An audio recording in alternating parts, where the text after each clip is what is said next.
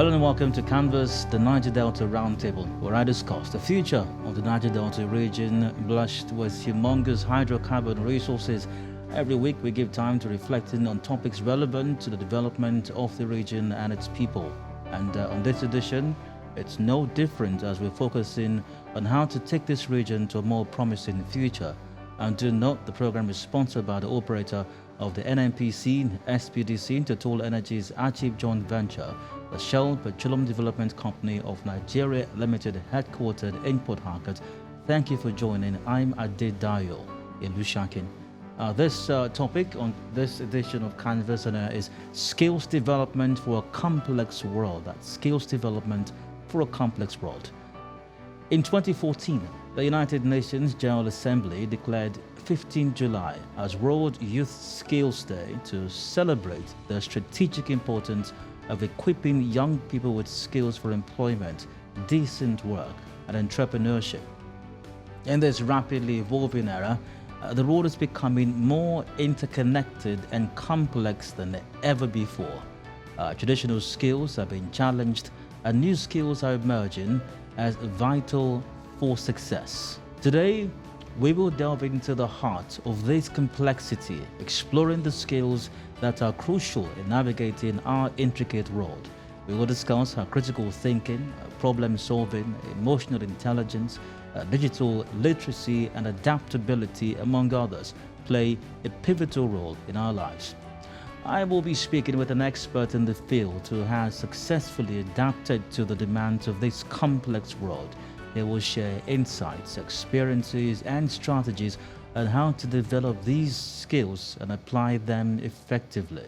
Once again, our topic on Canvas Niger-Delta Roundtable is skills development for a complex world. And my guest is Uche Aniche. Uche is convener, Startup South, and CEO of Villa and Hills. Is a tech and business innovation leader, an angel investor, and an Africa's secondary cities-focused fund manager with over 2 decades experience in business communication, process design, startup and innovation management, product development, and community leadership. He's arguably the foremost advocate for startup entrepreneurship ecosystem development in Nigeria, with special focus on the South-South, Southeast through Startup South that has helped founders raise millions of dollars across Nigeria. Uche Aniche, good day to you. Welcome to Canvas and Niger-Delta Roundtable. Thank you, Dio. It's great to be here. And it's always fascinating talking to you about what you're doing, the work you're doing on Startup South, particularly when it comes to development of young persons and innovation and digital, creation and things like that. It's always an interesting experience, and I feel certain that we will have quite the conversation today as well. Likewise, I feel so too. Great. So let's start on this note. Evolution, right from when science says that there was a big boom, and particles and atoms and separated and kept on dividing and separating, and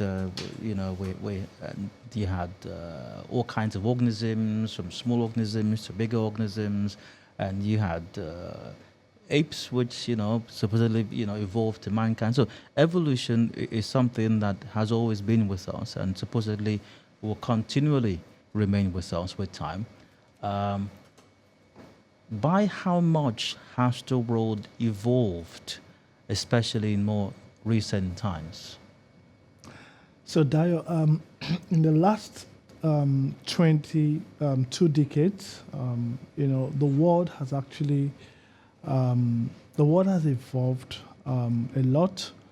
A lot has happened in the world, from how we walk to how we live to how we commute and all of that. For the internet, the evolution of internet and the social media has made how we interact a lot more simpler but complex, right? While making things simpler, of course, introducing more complexity. And the truth is, the world has changed. The way I grew up, or the world when I grew up, when I grew up with my grannies, in the village, right?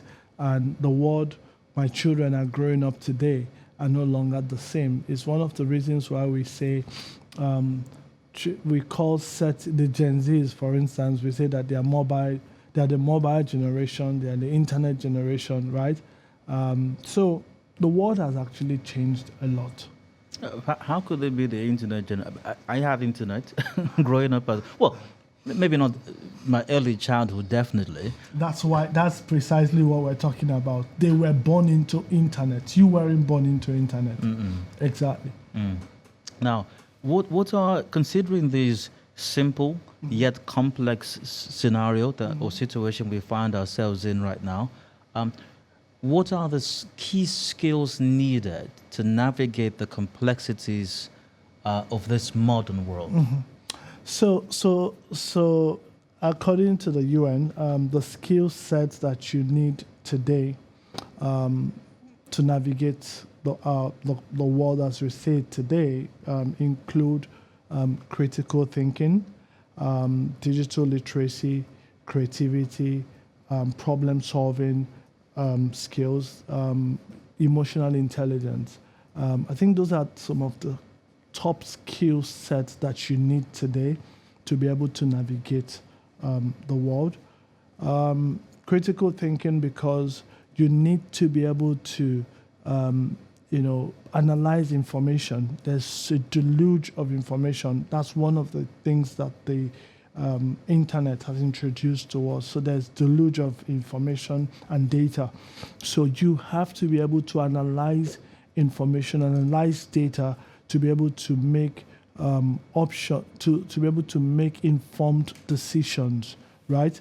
So problem solving, because I didn't mention adaptability as well. Adaptability is one of it, right? So problem solving, because you have to be able to profile solutions in order to move forward.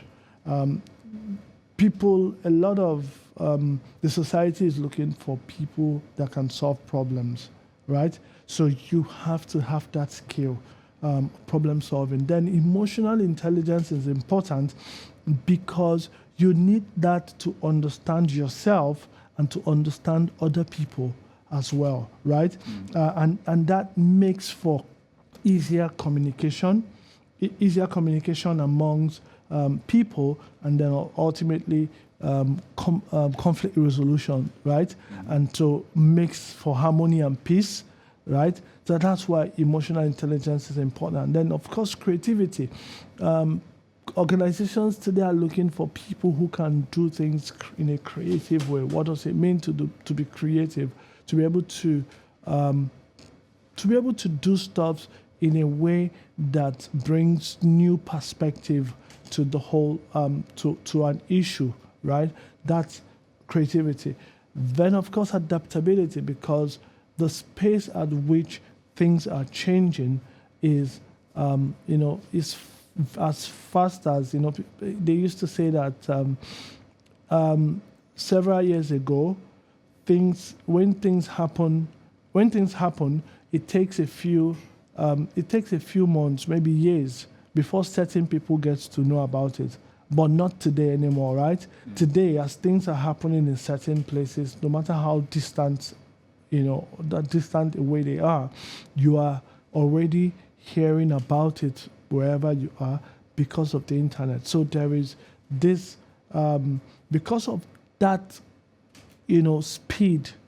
It also means that a lot is changing at the same time in that pace, right?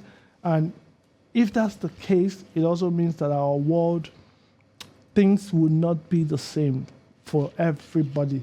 So for you to succeed or survive, you need to be able to have the adaptability, be able to adapt. And these key skills that you mentioned, Uche, I do comprehend them, especially if you've explained them. But let's take them one at a time. You mentioned critical thinking, emotional intelligence. You talk about problem solving, all of that.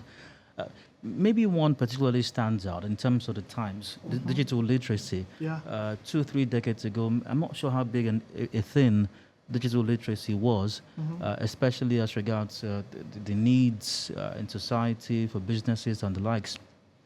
But these other factors, was there a time when they were not key, when critical thinking wasn't required, when emotional intelligence or problem solving, or even being creativity, or even adaptability? Let's not forget, that's a key feature of living things for that matter. If you're not adaptable, you die off.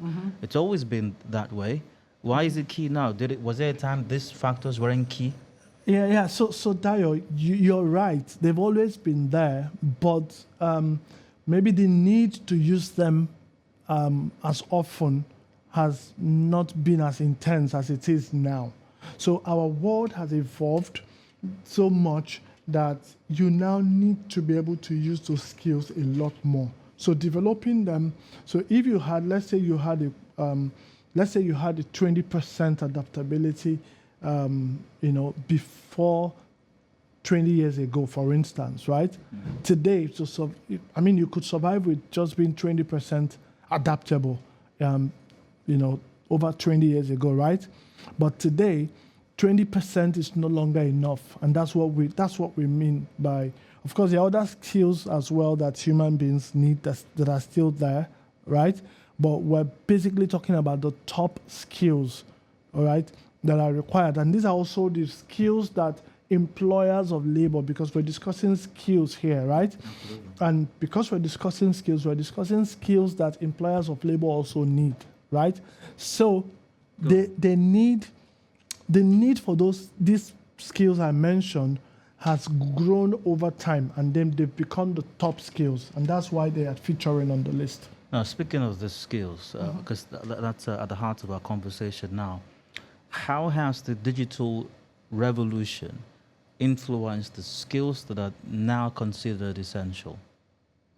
Okay, cool. So the digital revolution has influenced the skills because it has made information all. I talked about the deluge, information.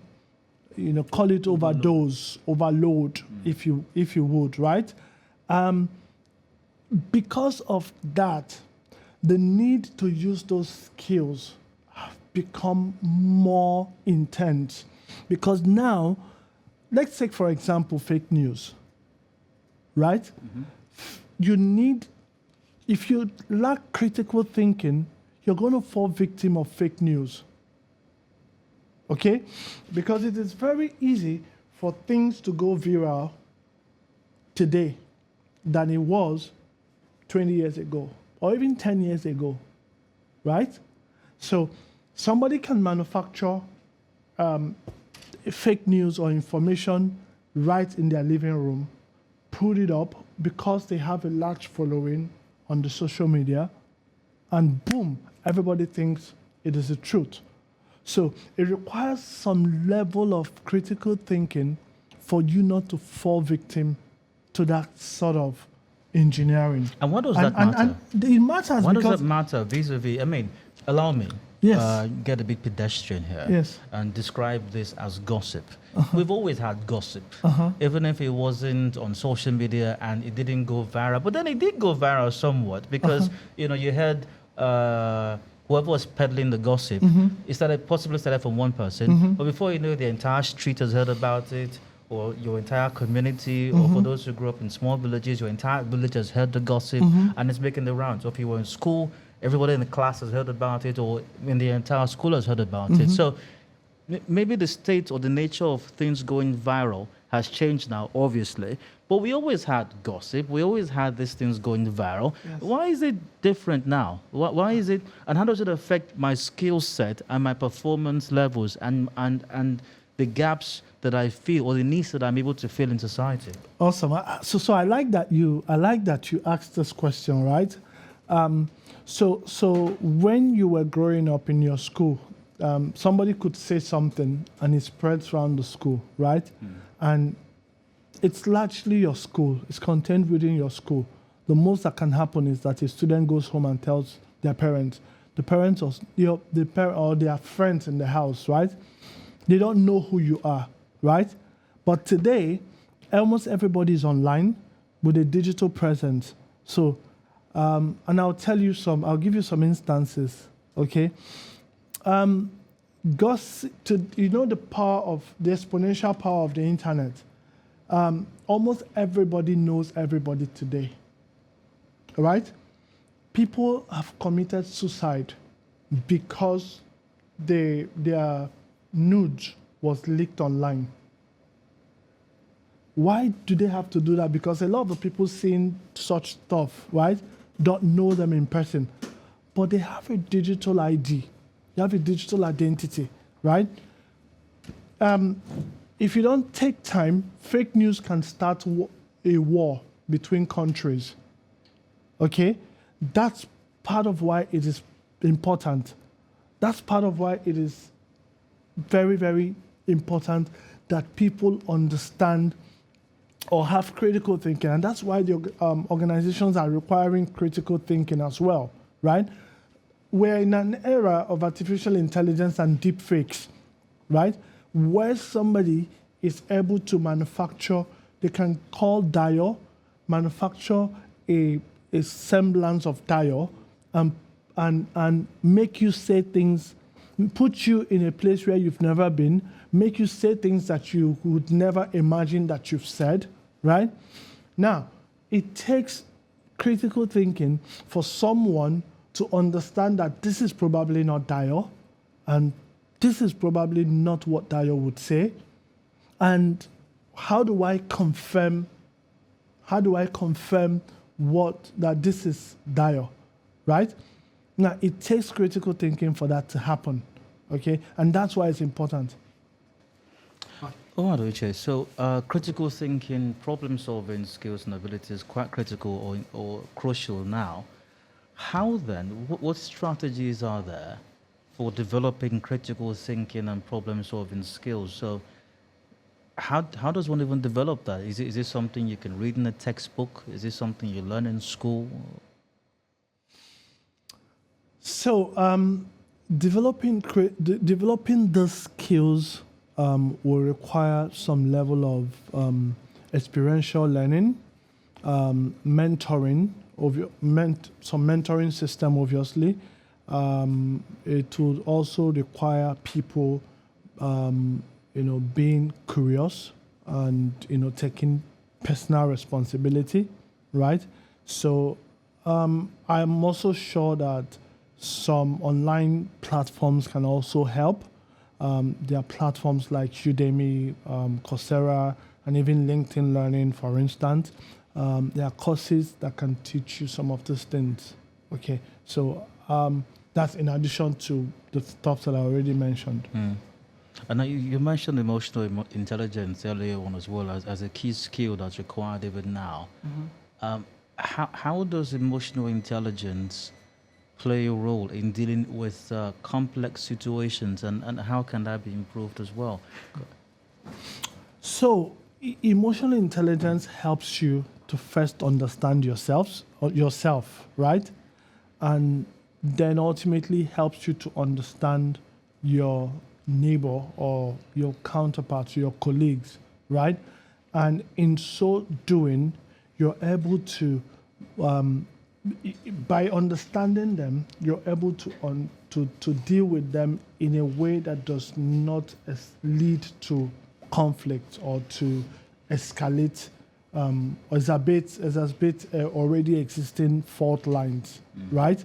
Now, so it's very important in conflict resolution, peace and harmony.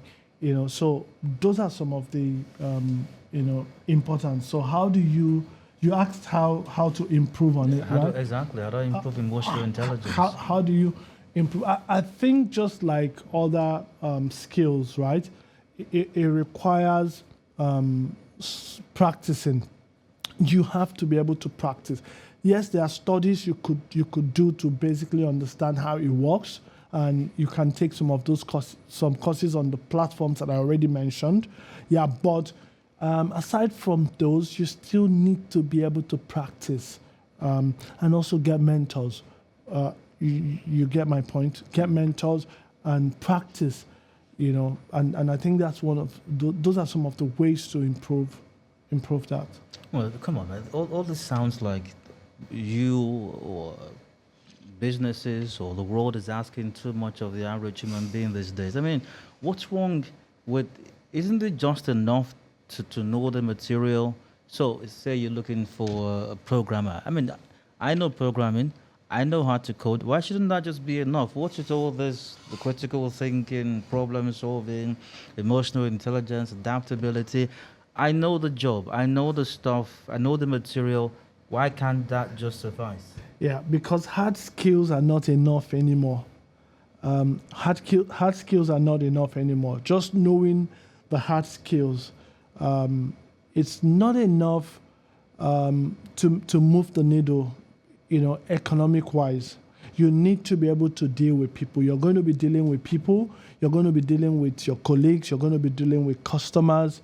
You have just seen, so for instance, programming, and then you work as a sales engineer, for instance, and you're sent to a customer's facility to do something, right? And you get there because you lack emotional intelligence. You pick a quarrel or you pick a fight with the customer. What happens to your organization's revenue, right? You just cost your organization money. And so it wouldn't matter that you know the hard skill, right? But because you do not have the soft skill to be able to deal with a customer in a way that manages that customer and retains that customer's business, your organization have lost business with this customer, and guess what's going to happen to you? It's either you're going to be fired, right? Or when the organization loses business, you don't get paid. Isn't that correct? So that's why it's important. So now let's go back a bit to something you said earlier about critical thinking, and how it's key to, for example, as you explained, fake news, and how viral this can go. I do comprehend how it can affect me on a person on a personal level, especially if the information is about you or someone that you know and it's going viral and it's false. How does that concern organizations and businesses? My ability to determine or decipher what is fake news or what's real. What is the concern of organizations or businesses when it comes to that?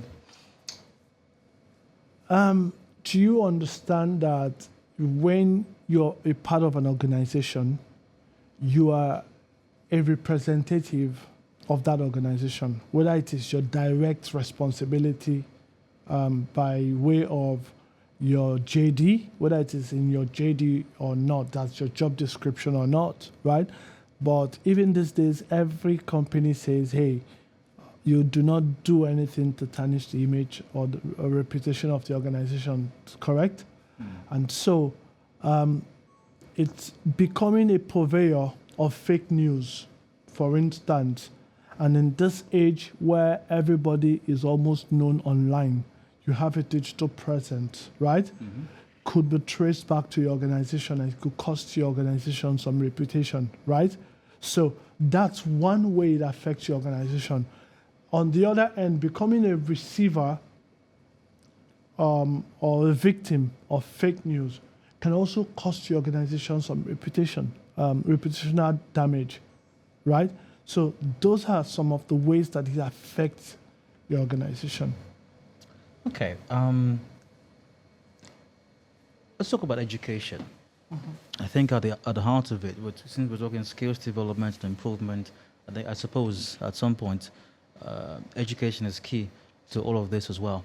Now, what role does education play in skills development for a complex world, for the, to borrow your expression again, the simple yet complex modern world that we find ourselves in? And our current educational systems adequately, especially here, maybe globally they're doing, it's okay, or in some other parts of the world they're doing better, especially here in the Niger-Delta and by extension Nigeria, our current educational systems adequately preparing individuals for this simple yet complex modern world? So the short answer to your second question is no. the answer to the first question would be yes, education is very important to the development of these skills that we talk about. However, the current educational system that we have,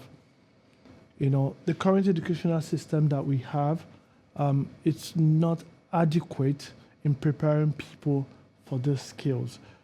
We can do better. There's been conversations around upgrading the curriculum, making some changes, but it takes a lot of, maybe because of bureaucracies, right? It takes a lot of time to do this, to effect these changes. But the conversations are being heard, obviously. But that also presents opportunities for entrepreneurial-minded people. People are already building, what you call finishing schools, where people get to take some of these courses, and of course, it presents business opportunities for other people as well.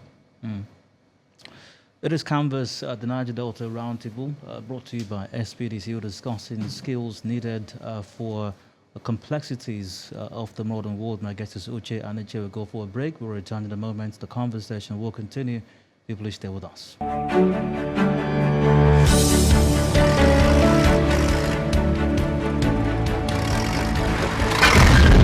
Our yellow and black markers indicate pipeline and flow line right-of-way boundaries.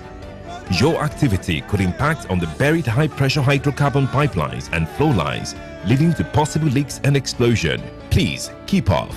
Do not engage in sand mining or any form of excavation, pipeline vandalism, oil theft, and bush burning within pipeline and flow line right-of-way. Do not farm, trade, or locate any business on pipeline and flow line right-of-way. It is against the law to apportion land, sell, or build on pipeline and flow line right-of-way. Maintain a setback distance of at least 30 meters or about 100 feet from the right-of-way boundaries always. We care for your safety and that of the environment. This message is brought to you by the Shell Petroleum Development Company of Nigeria Limited, SPDC, operator of the Nigerian National Petroleum Company, NNPC Limited, Total Energies, and Ajib Joint Venture. Welcome back. It is Canvas, the Niger-Delta Roundtable, brought to you by SPDC, on discussing skills development for a complex world. My guest is Uche Aniche, still here. Uche, great to have you here once again. Thank you. Now, still talking skills, and you talked about how simple, once again, I can't get over that, how simple yet complex the modern world is right now, and how that requires a different set of skill sets. And even though some of those skill sets aren't particularly new, we've required them before, but we need them a lot more now to deal with what, once again, you termed as the launch of information or information overload that we have now, and the need to process this information and process them even faster and quicker and be able to adapt to this changing trend, because the changing ever so often is quite key to fit in with the demands of the modern world. How can individuals keep up with the rapidly changing skill requirements in the job market? Because we talk about things changing so quickly, things evolving so quickly. You don't have to wait a decade or 2 decades or 3 decades any longer for things to change, and you have to update or upgrade, upskill yourself. Things are rapidly changing. How can individuals keep up with these changes? Because you're hardly done with something, and you hear there's something else, and there's a new software, and there's a new innovation, there's a new skill, there's a new website, there's a new company out there. How do people keep up? Yeah, I have to confess that it's tough, but I mean, we still have to continue. To keep up. So how do we do that? Is by constant and continuous learning and relearning. Of course, reskilling and upskilling. So we have to constantly learn new things, try to... today there's a lot of opportunities to learn new things online, even for free.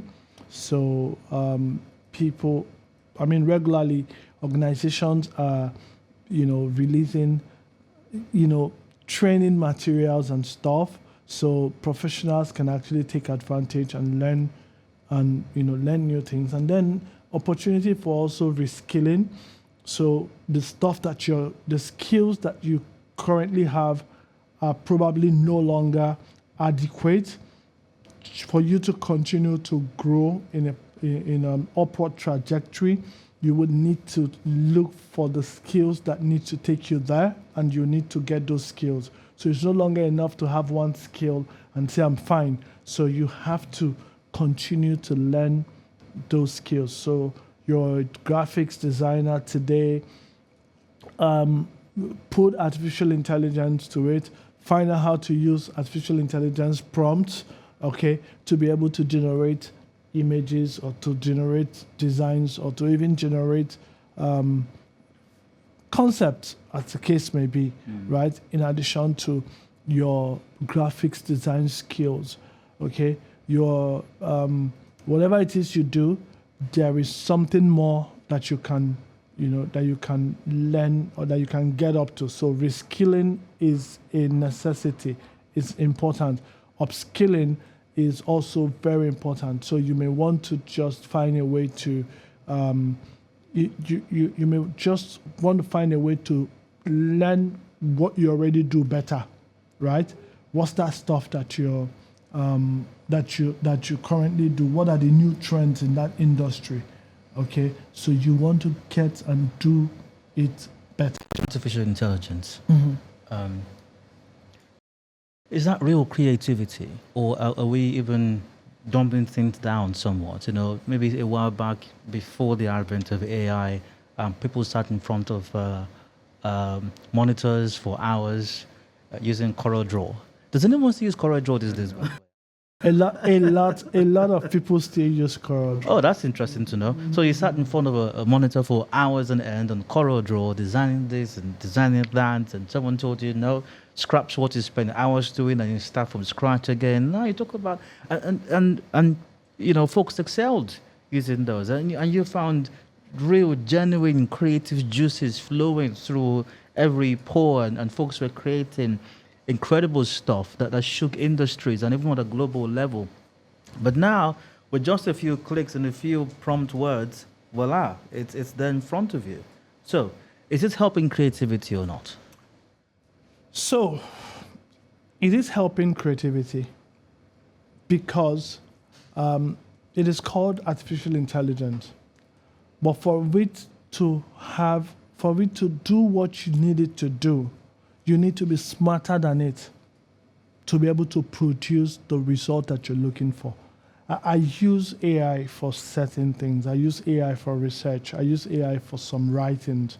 And I discovered that for you to be able to get the kind of results that you want, you must be smarter.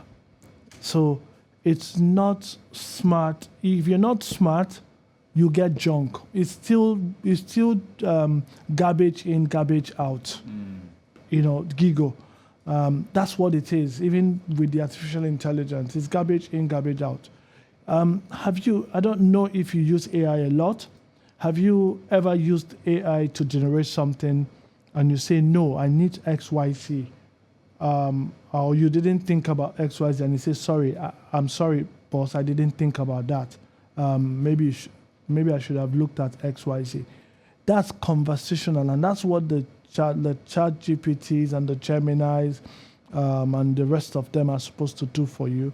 So you still need to be intelligent and smart to be able to work with those tools. So I don't think it's dumping things down, but I get it that it's going to make a lot of people lazy. I understand that part, but again, it is supposed to become, it's supposed to help make things a lot faster and more efficient for a lot more people. Now, talking about digital literacy, because I think that's at the heart of this, being able to employ artificial intelligence and some of the newer and more modern tools we have there designed to, as you said, make things faster and more efficient now.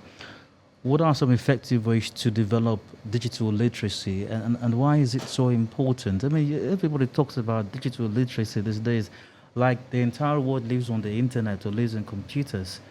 I mean, really, is it, must everybody toe that line? I mean, not everybody has to be a programmer or into coding, right? Some people are into agriculture, some are into fashion, some just want to build houses, you know. Why is digital literacy seemingly the most much talked about thing now? How critical is it, and how can a person develop this digital literacy? So Dayo, when I was growing up, when I was in secondary school, when we wanted to do, the talk about digital literacy started around that time, the early 90s, right? I mean, especially in Africa, okay? Late 80s to early 90s, right? That's when the talk about digital literacy started gaining ground here in Africa. And then I remember that I needed to go to my laboratory where a particular company brought in a computer to come and teach us how to operate a computer. So they need to bring in this box, this set. It was a desktop, the tower, the CPU tower, the focus then was teaching us the parts of the computer. This is the tower, this is a CPU, this is a floppy disk, this is how, right? Floppy disk. Exactly. So this is the monitor. That was the focus of what was termed digital literacy at the time, right? But today, fast forward to today, you have laptops, you have iPads, you have mobile phones, and they're all digital devices, right? So you do not necessarily need to go to school to understand how to operate those things. So I think that the focus for digital literacy today has changed and has evolved to becoming your ability to utilize the applications on those devices to achieve your goals, vis-a-vis marketing your product on social media, for instance. Being able to put engagements on your calendar, for instance, reply your emails and send emails, right? Now, those are becoming the focus of digital literacy. And quite frankly, like they say, the illiterate of this century is not the person who cannot read or write. It's going to be the person who cannot use digital tools, right? Does every field or industry require digital exactly, tools? Every field and industry today requires the digital. So look around us, for instance, even in this studio as we are sitting today, right? I'm sure that you remember that several years ago, most of what we have, the cameras we have today, would have some physical tapes in them, right? If we were to record this 15 years ago, or even 20 years ago, if we were to record this, it will have some celluloid tapes inserted in these cameras. Okay, the photograph camera itself will have a celluloid film inserted inside. But today, you don't have any of that anymore. So most of the processing is done digitally. So imagine someone who is a camera operator or a photographer who says, I do not know how to edit my photographs, right? Because I do not know how to use the devices, the digital devices, all right? So would that person still be in business or not? I'm asking you. Would that person still be in business? I think that's rhetorical. Yeah. Okay, so I'm trying to just show you how important, becoming digital literate is how important it has become, right? So I think that digital literacy has become very important, and becoming digital literate, just like all these other skills I talked about are things that people can actually learn online. And a lot of people are already online and doing stuff. It's just to take a bit of time, become more curious and find out how things work, right? And take classes, take online classes, attend events. With startup styles, you do a lot of work. You have different communities across the country. You have in the south here, for example, you have a vibrant community. What would you say is the digital literacy level here, especially among young persons or younger persons in the south region or the Niger-Delta?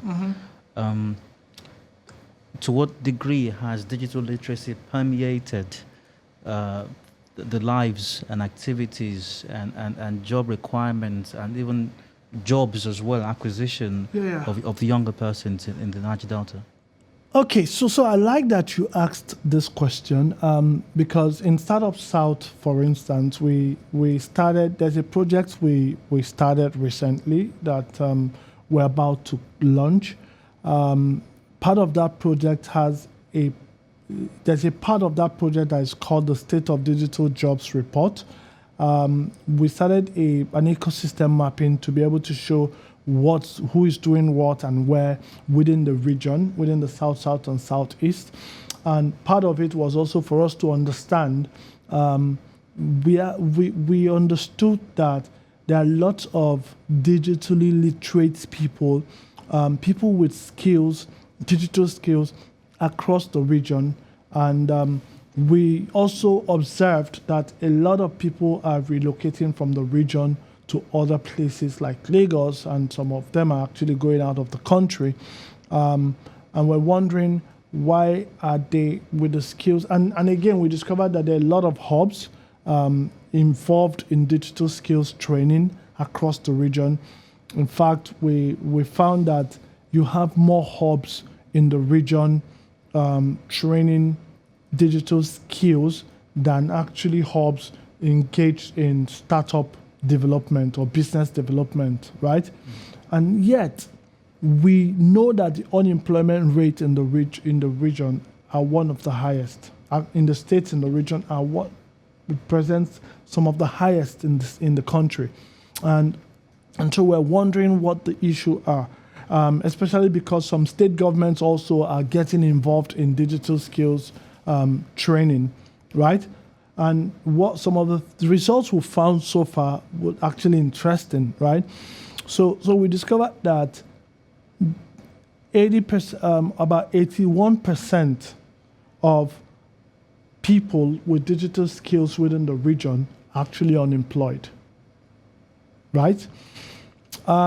We also found that the top skills within the region are graphics, digital marketing, and web development.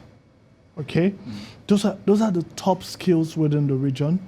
And then we also found that of the 19% that are employed, and when I said unemployed, I mean full unemployment or partial unemployed, right?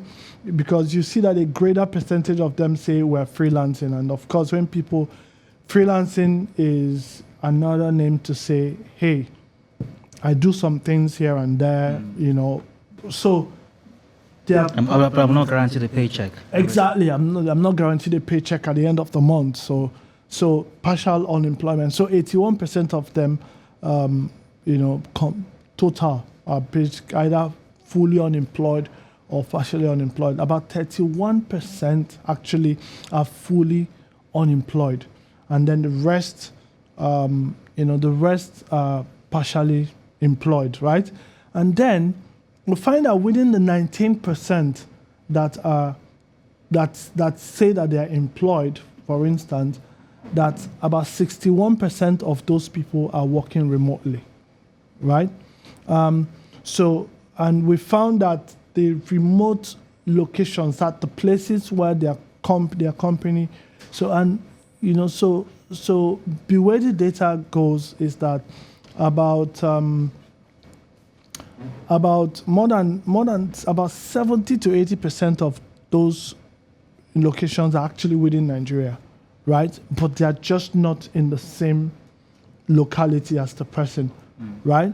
And then UK, US, and Rwanda are some of the top countries where some of these people, work. So that is an overview of what the digital literacy rate looks like. What do these figures portend for the region then? So the implication is that there is a mismatch between, not a mismatch, because when you look at what the employers within the region are looking for, it correlates to the top skills within the region. However, we think that there is a gap, there's an information gap or expectation gap, between the employers of labor within the region and the digital talents themselves. Whereas the employers complain that the digital talent are unwilling to take, lower pay, or not the expectation of, let me rephrase that the expectation of pay is unreal, does not match reality, so to speak. The digital talent actually agrees because they feel that they do not find jobs that fit their skill level, right? And so because of that, they are not employed as a basis of not finding jobs that meet their skill level. So in other words, they are unwilling to actually take lower paid jobs, because they feel they are worth more than that. So there's a mismatch between, from a pay perspective. And so I think there needs to be some form of intervention, if you would. From where? It could be from, I just like, I'm not one of the people that always canvass for government. I believe that the private sector can do a lot in this regard.